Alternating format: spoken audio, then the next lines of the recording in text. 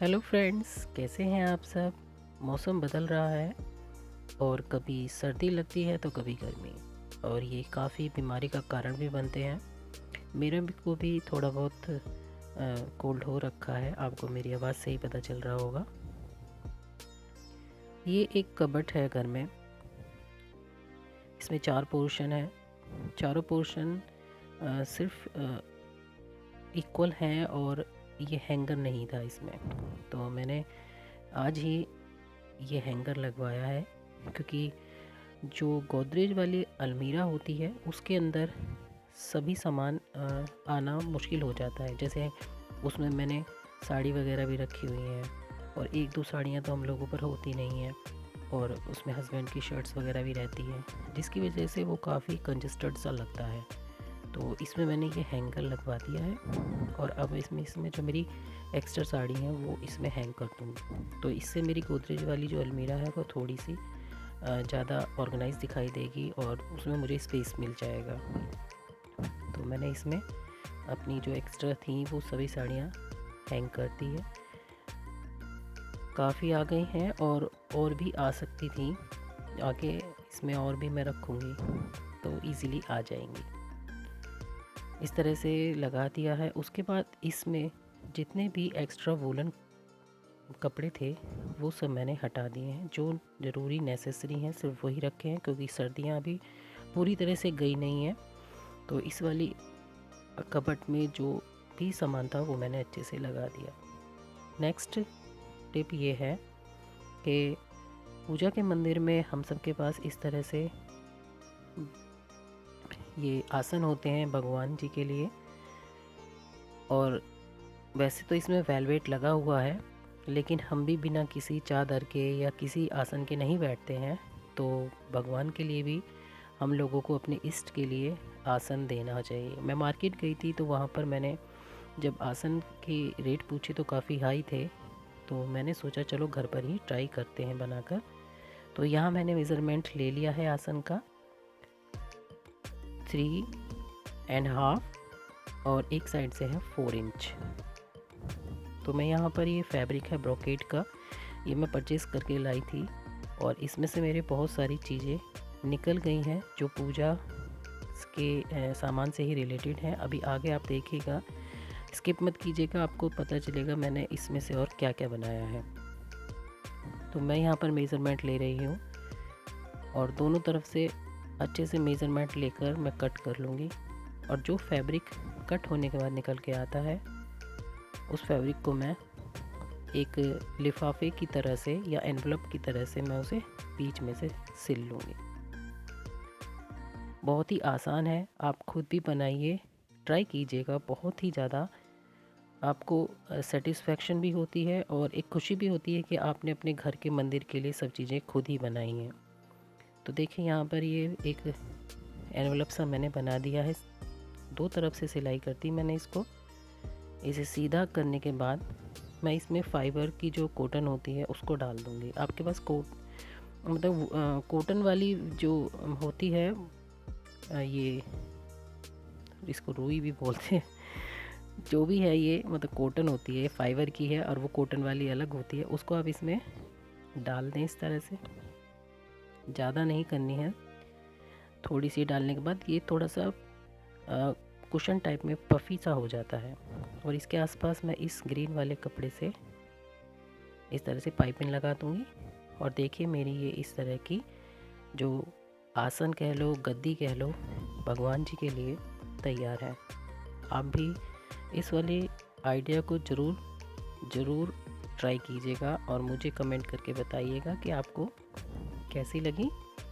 और 3 आसन बनाए हैं मैंने, क्योंकि जो ये दे रखा है जो सिंहासन है ये 3 है, एक लड्डू गोपाल का, राधा रानी का और एक माता रानी का। तो तीनों के लिए मैंने एक एक बना लिया है। अब जब इतना बनाया है तो आपको प्रैक्टिकल करके भी दिखाना तो बनता है। तो यहाँ पर देखिए कितना आरामदायक है, और अपने हाथ से बनाकर सेवा करने में आनंद ही अलग होता है।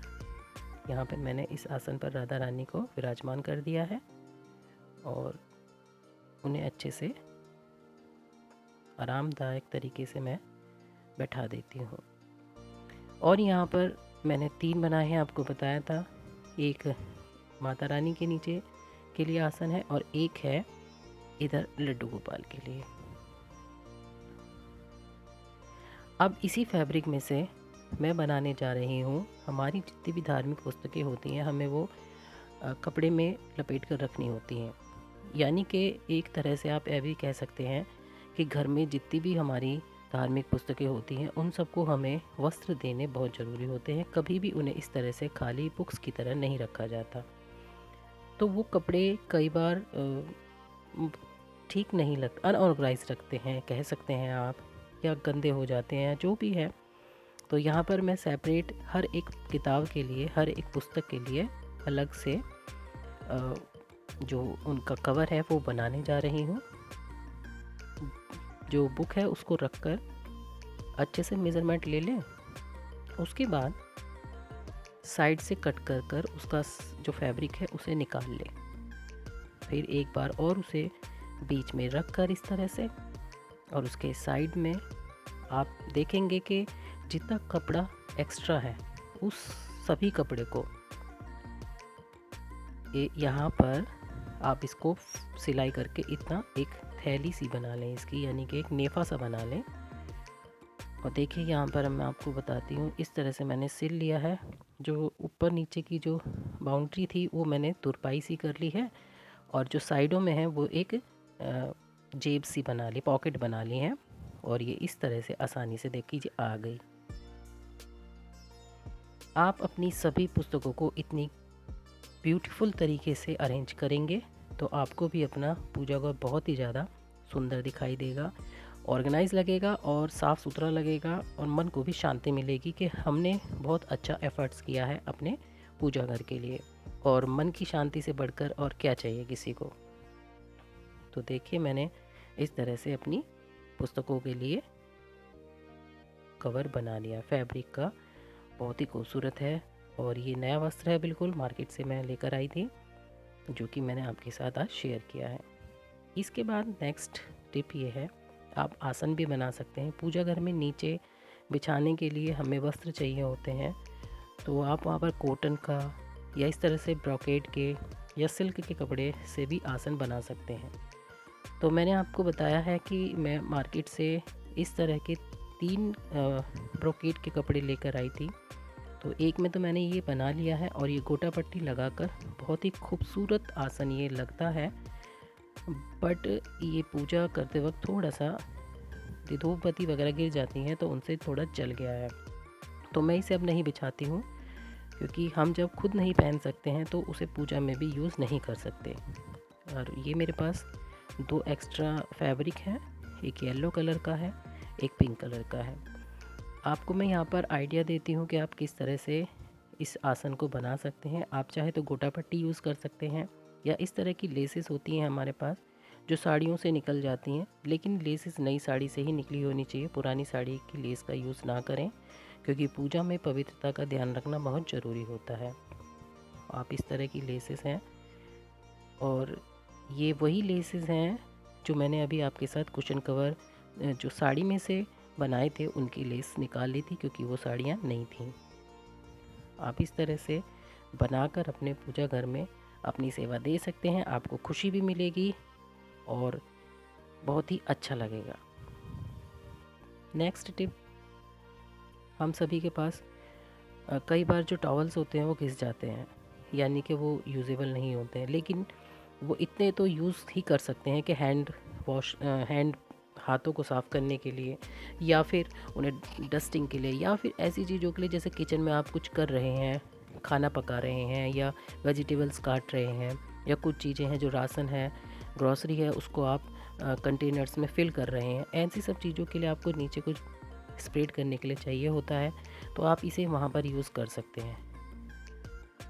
ये अच्छे लगे देखने में, इसके लिए आप इनके चारों तरफ इस तरह से ही ये जो लेसेस होती हैं इनका यूज़ कर सकते हैं।